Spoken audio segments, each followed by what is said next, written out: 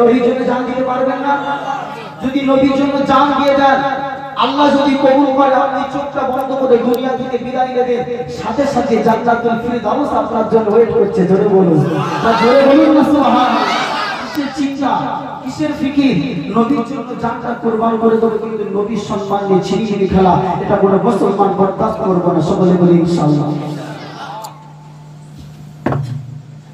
যে নবীর সম্মান আমার আল্লাহ বৃদ্ধি করেছে, তুমি কে যে রাসূলুল্লাহ সম্মানকে খাটো করবে? এটা হতে পারে না। ওয়ামারা বাজা বাইনা কুরআন মাজিদের কথা আমি আপনাদের কাছে আলোচনা করছিলাম।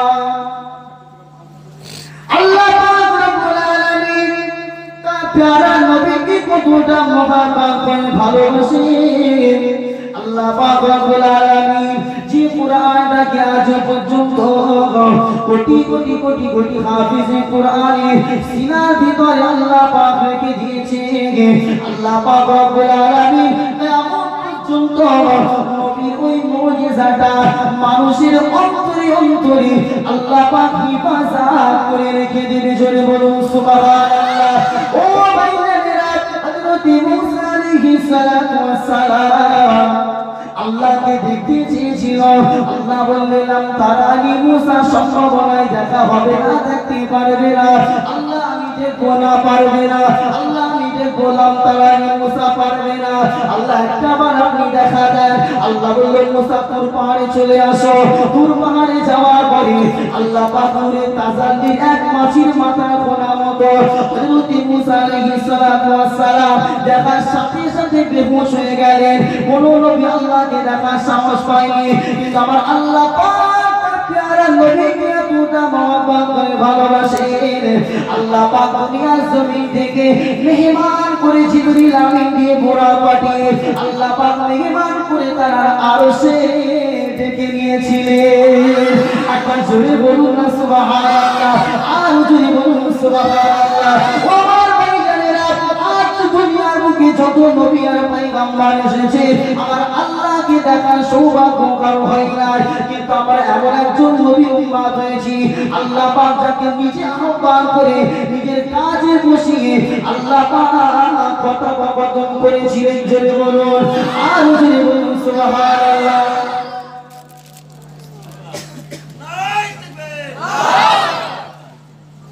আমার নবীর সম্মান আছে না নেই? একটু জোরে বলেন, আছে না নেই? কিয়ামত পর্যন্ত থাকবে। সকলে বলি ইনশাআল্লাহ। সেই নবীর সুন্নাতের দাম আছে না নেই? একটু জোরে বলেন। ও আমার ভাইরা, আল্লাহর নবীর একটা সুন্নাত, আল্লাহ রাসূল বললেন মা আসফালা মিনাল কাবাইনি মিনাল ইজারি ফিন্নার আও কামা ক্বালা আলাইহিস সালাতু ওয়াস সালাম।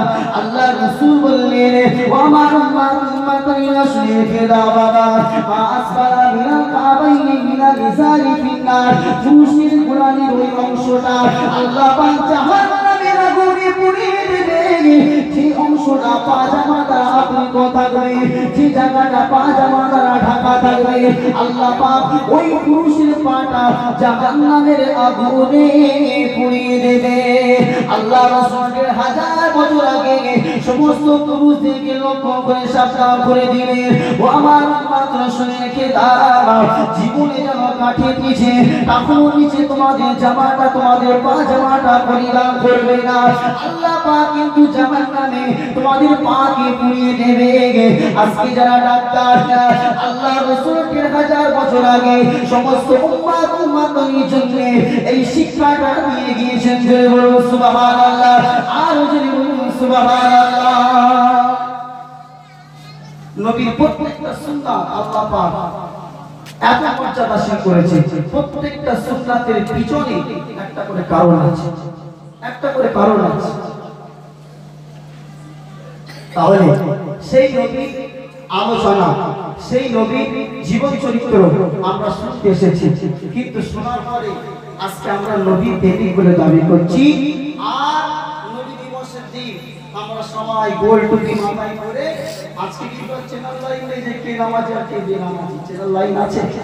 একটু জোরে বলে, চেনার লাইন আছে? কেউ চিনতে পারবে না। আজকে মনে হচ্ছে সবাই যেন আমরা নামাজি। আমার কথায় কি দুঃখ পাচ্ছেন? দুঃখ পাচ্ছেন? দুঃখ পাবে না। আমি কি আপনাকে রাগানোর জন্য বলি? রাগানোর জন্য বলি? আপনাদের রাগি আমার কি লাভ হবে? কোনো লাভ হবে না। আজকে দেখেন এত সুন্দর লাগছে যে প্রত্যেকটা মুসলমান আমরা ভাই ভাই একেবারে পাশাপাশি বসে মাথায় টুপি দিয়ে কত সুন্দর লাগছে, মনে হচ্ছে আমরা সবাই নবীর উম্মাহ। কিন্তু মেন জায়গা যেখানে আল্লাহ রাসূল আহ্বান করেছে সেটা হচ্ছে কোন জায়গা? বলে আল্লাহর ঘর। সে আল্লাহর ঘরটা যখন ফাঁকা থাকে না, এই কলিজায় আগুন লেগে যায়। কলিজায় দাও দাও করে আগুন জ্বলে যে এত বড় মসজিদ, এত বড় আল্লাহর ঘর আজকে মানে পুরো খালি মসজিদ, শুধু বন্ধন করছে আমার খাদ্য কোথায়, আমার খাদ্য কোথায়। আপনার যদি 3 দিন খেতে না দেওয়া হয় সহ্য করতে পারবেন? একটু আওয়াজ করে বলেন পারবে? আপনার যেরকম বেঁচে থাকার জন্য খাবার প্রয়োজন হয়, আর মসজিদ বেঁচে থাকে ওর খোদা আছে, ওর খোদা নিবারণ হয় যখন মসজিদটাকে পরিপূর্ণ করে নামাজিরা নামাজ পড়ে, মসজিদের খোদাটা মিটে যায়। একবার জোরে বলুন সুবহানাল্লাহ, একবার জোরে বলুন না সুবহানাল্লাহ। আপনাকে 3 দিন শিকল দিয়ে বেঁধে রাখা হবে, খেতে দেওয়া হবে না। আপনি যেরকম কষ্ট পান তেমনই ভাবে মসজিদ যখন খালি থাকে ওর তখন খোদা নিবারণ হয় না, ও কিছু বলতে পারে না কিন্তু কষ্ট পায় আর আল্লাহর কাছে ফরিয়াদ করে। দেখেন জান্নাতে যখন যাবেন, জান্নাতে যেতে গেলে এখান থেকে আমি আপনি যদি আজমির শরীফে যাই হেঁটে হেঁটে যেতে পারবেন? তুমি জোরে বলেন, যেতে পারবেন? কেন পারবেন না? কেন উত্তর দিচ্ছেন না কেন? পারবেন না কেন? কারণটা বলেন। আপনার সে শক্তি নেই, সামর্থ্য নেই। এখান থেকে আজমির শরীফ হেঁটে যাওয়া সম্ভব? পারবেন না। এখান থেকে ফুরফুরা তো সম্ভব। অনেক মানুষ এখনো আছে যেতে পারবে, আগে গেল এখন তো গুটকা তেলেঙ্গা আর সিগারেট খেয়ে শেষ। আমার সাথে সাথে মাইকেলে হুঁকোই টান দিচ্ছি, আছে না নেই? এই জোরে বলে আমার কথা কি দেখা পাচ্ছে? আজকে আমাদের সমাজে ছেলেগুলো আছে না নেই? ব্যাস আমাদের লাইন অনেক ঘুরে গেছে, একটা চেঞ্জ করে দেবো।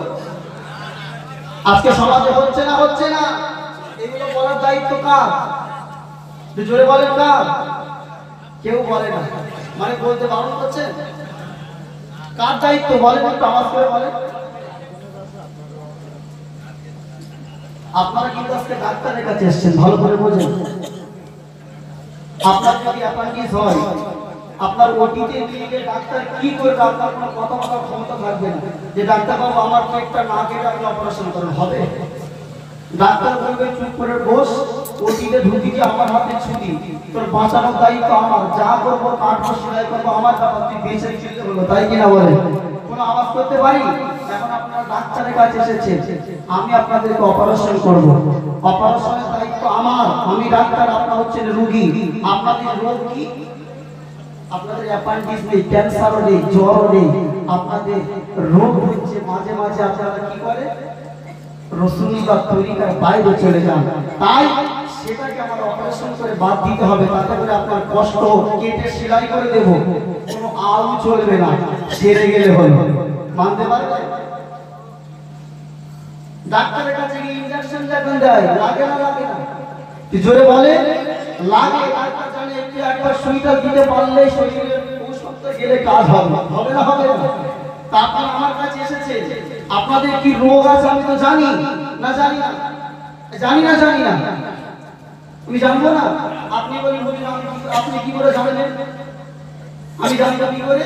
আল্লাহ বলছে ইন্নাস সালাতা তানহা আনিল ফাহশাই ওয়াল মুনকার। যারা নামাজ পড়ে তারা খারাপ কাজ করে না, আর যারা নামাজ পড়ে না তারা কি করে? খারাপ কাজ করে। এটা আল্লাহর কোরআন বলছে। তাহলে আপনি যখন মসজিদে আসছেন না, তার মানে আমি মনে ভেবে নেব যে আপনার ভিতরে রোগ আছে আর আপনি পাপাচারের মধ্যে লিপ্ত আছেন। তাই আপনার ভিতরে রোগ আছে আমি জানি, গ্যারান্টি দিচ্ছি আপনার ভিতরে রোগ আছে। বলে নামাজ পড়ি না তাই কি আছে? ঈমান ঠিক আছে, বলে না? বলে না? এই জন্য বলে বলে নামাজ না পড়লে ঈমান আমার পরিপূর্ণ আছে। কোথায় ঈমান? আরে যে ব্যক্তি নামাজ না পড়লে তার ঈমান কোথায় থাকবে? ঈমান আনার সাথে সাথেই প্রথম আল্লাহ বলছে ইকামুস সালাত, যেটা বলে নামাজ পড়ো। মুসলমান কলেমা পড়ে বসে আছে আর কুরবানির গোশত খেয়ে বসে আছে আর খাতনা করে বসে আছে, মুসলমানের খাতায় নাম আছে। অত সোজা নয়। ব্যাংকে লেনদেন করতে গেলে আপনাকে মাঝে মাঝে টাকা ফেলতে হয়, তুলতে হয়, নাহলে আপনার নাম কি হবে? বলেন ব্যাংকের থেকে যদি আপনি 5 বছর ব্যাংক করে বসে আছেন, টাকা লেনদেন করছেন না, কাস্টমার থেকে আপনার নাম বাদ যাবে। শুধু মুসলমানের খাতায় নাম তুলে বসে আছে, জীবনে আদান কথাও নেই, মসজিদে যাওয়ার কথাও মনে নেই, বছরে একবার রোজার কথাও মনে নেই, যাকাতের কথাও মনে নেই। বলছি না স্যার আমার বই ঠিক আছে, চলবে? আমার কথা কি বুঝতে অসুবিধা হচ্ছে? চলবে? দুনিয়ার বুকে আমাকে আপনাকে চলতে গেলে যে সম্পর্ক করতে হয় আল্লাহর সঙ্গে, যে বান্দার সম্পর্ক, আল্লাহ পাক তো আমাকে আপনাকে মুসলমান করে পাঠিয়েছে। 500 টাকা দিয়ে বই করেছে ওই পর্যন্ত, আর কিন্তু ব্যাংকের দায়িত্ব নেই। আপনি টাকা ফেললে পাবেন, নালে পাবেন নাকি আপনি বই করলে মাসে মাসে আপনার অ্যাকাউন্টে ব্যাংক মালিক 20,000 করে ঢুকিয়ে দেবে? দেবে? এরকম ব্যাংক থাকলে বলবেন আমি একটু নাম লেখাবো। নেই, আপনি শুধু নাম লিখিয়ে বসে আছেন আর দুনিয়ায় মনে করছে যে ব্যাংক মালিক আমার এই ব্যাংক হয়তো মাঝে মাঝে টাকা দেবে। দুনিয়ায় যেরকম আপনি টাকা না ফেললে আপনার অ্যাকাউন্টে টাকা জমা হবে না, তেমনই ভাবে আপনার মুসলমানের খাতায় নাম আছে, অ্যাকাউন্টও আছে, কিন্তু আপনি যদি আমল করে আপনার আমল নামাটা আপনার অ্যাকাউন্টে ভর্তি না করে, আল্লাহ পাক আপনার আমল নামাটা ফিরি ভর্তি করবে না। কত সোজা! সুবিধাবাদ মুসলমান, সারা বছর নামাজের খোঁজ নেই, বছরে একদিন এসে আবার হাজির। কেউ রাগ করছে? খোদার কসম করে বলছি, কাউকে আমি উদ্দেশ্য করে বলছি না, এটা মনে ব্যথা। আপনি মুসলমান হয়েছেন, নামাজ পড়া আপনার জন্য জরুরি। নবীর উম্মত হয়েছে, যে নবীর সুপারিশ ছাড়া জান্নাতে যাবেন না, সেই নবীর অর্ডার আপনার নামাজ পড়তে হবে। রাগ করছে? রাগ করবেন না।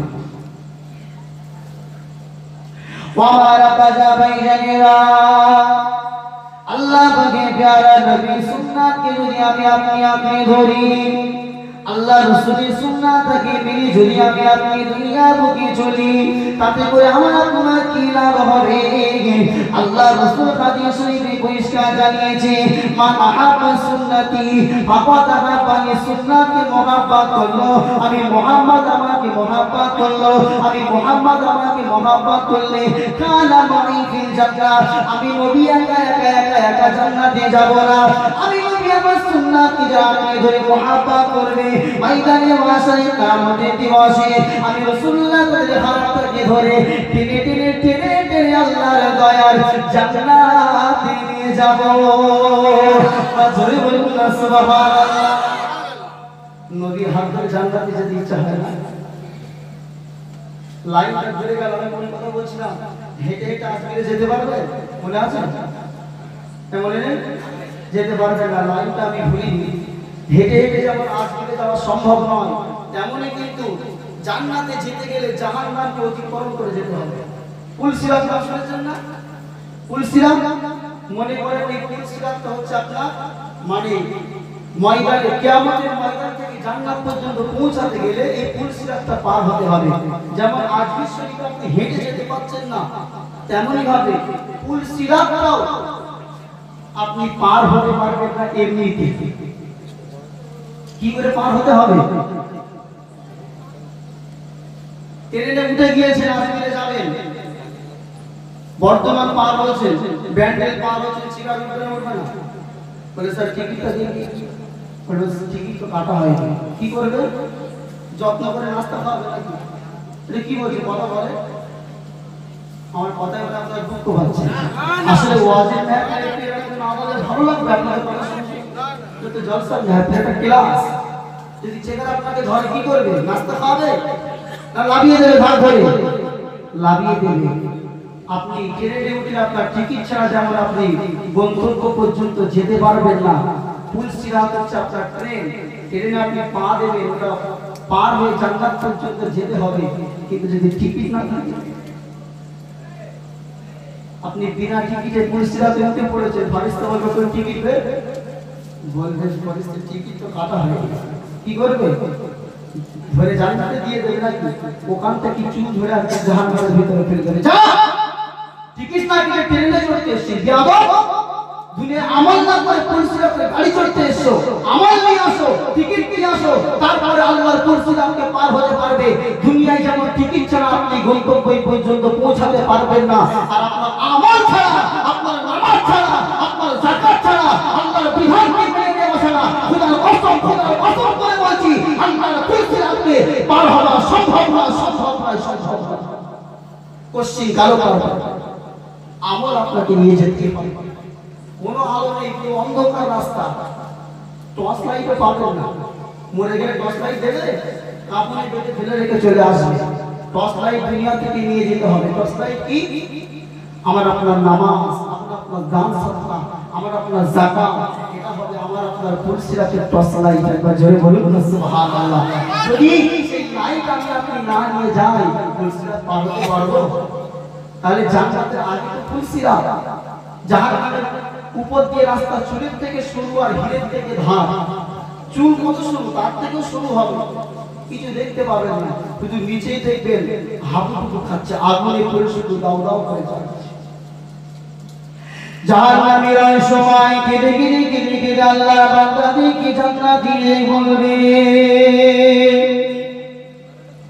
ও আল্লাহ পাকে জান্নাতি বান্দারা, আর আগুনে আযাব সহ্য হয় না, একটি বার জান্নাতের খারাপ আমাদের কাছে পাঠান, আর সহ্য করতে পারি না। তৃষ্ণা জ্বালায় বুকটা শুকিয়ে যায়, তৃষ্ণা জ্বালায় বুকটা ফেটে যায়, আর জাহান্নামের আগুন সহ্য করতে পারি না। আল্লাহ পাক তোমাদেরকে নিয়ামত দিয়েছে, ফল ফুল দিয়েছে, একটু কি দেবে, একটু কি পানি দেবে, পানি খেয়ে পিপাসাটাকে একটু মিটিয়ে নিতাম।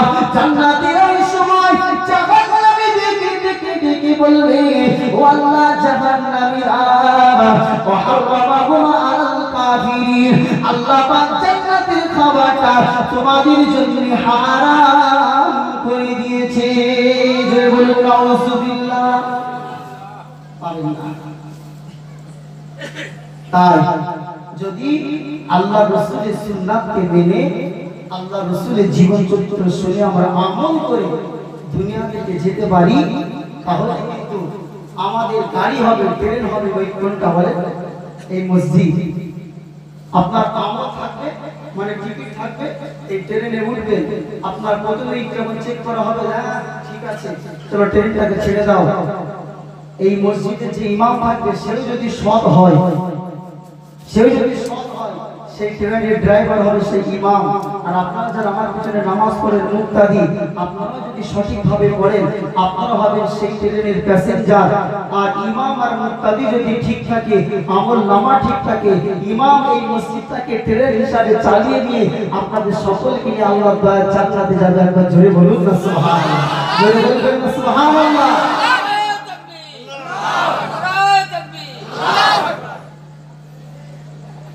কিন্তু ট্রেন ভর্তি থাকবে, ড্রাইভার থাকবে, কিন্তু তার ভিতর থেকে যদি ও ফাঁকি বাজ থাকে, তাকে কিন্তু বাদ দেওয়া হবে। তাই আল্লাহ যখন দুনিয়ায় পাঠিয়ে চালার কপালকে পোড়াবো না। ভালো আমরা বুঝি না, বুঝি না, একটু জোরে বলেন।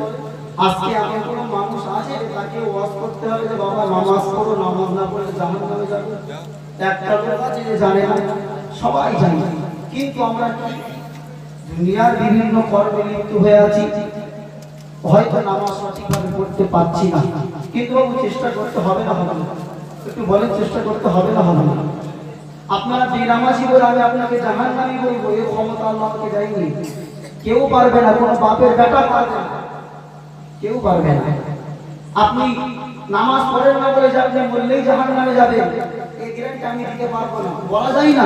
আল্লাহ দয়াবান, আপনার কাজে খুশি হয়ে হয়তো আল্লাহ জান্নাত দিতে পারে, সেটা পরের ব্যাপার। কিন্তু আমার আপনার কি তৈরি হয়ে যেতে হবে না, হবে না?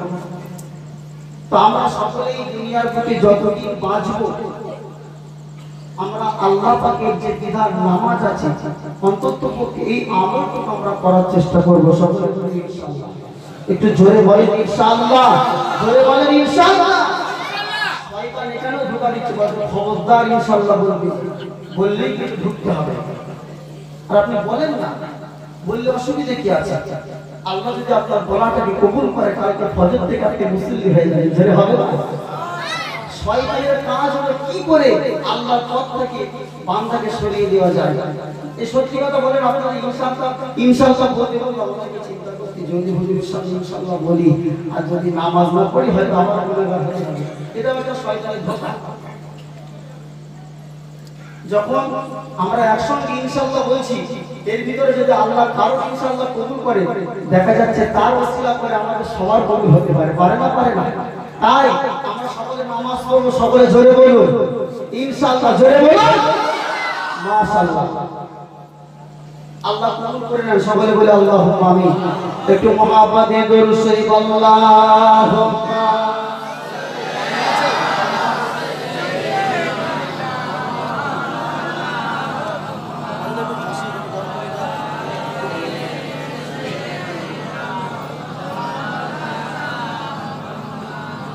বিজিকির করে লা ইলাহা মুহাম্মাদে লা ইলাহা ইল্লাল্লাহ, লা ইলাহা ইল্লাল্লাহ, লা ইলাহা ইল্লাল্লাহ মুহাম্মাদুর রাসূলুল্লাহ। সুবহানাল্লাহ, জোরে জোরে আলহামদুলিল্লাহ, হুঁটা ছাড়িয়ে না, সুবহানাল্লাহ আলহামদুলিল্লাহ,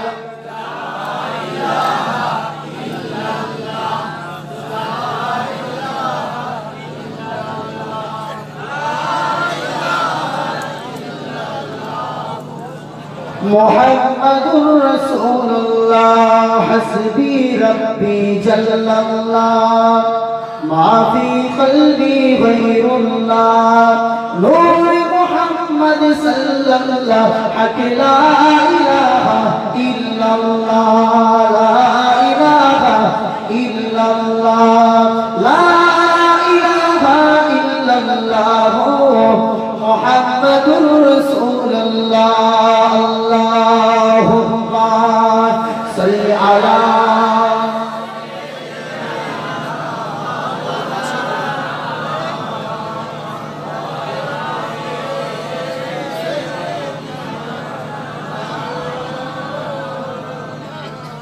হৃদয়ে এঁকেছি প্রিয় নবীর নাম, এই হৃদয়ে এঁকেছি প্রিয় নবীর নাম, মুহাম্মদ রাসূল তিনি খোদার সেরা নাম। জোরে বলুন, জোরে হবে না সুবহানাল্লাহ, জোরে বলুন সুবহানাল্লাহ, নারে তাকবীর, নারে তাকবীর।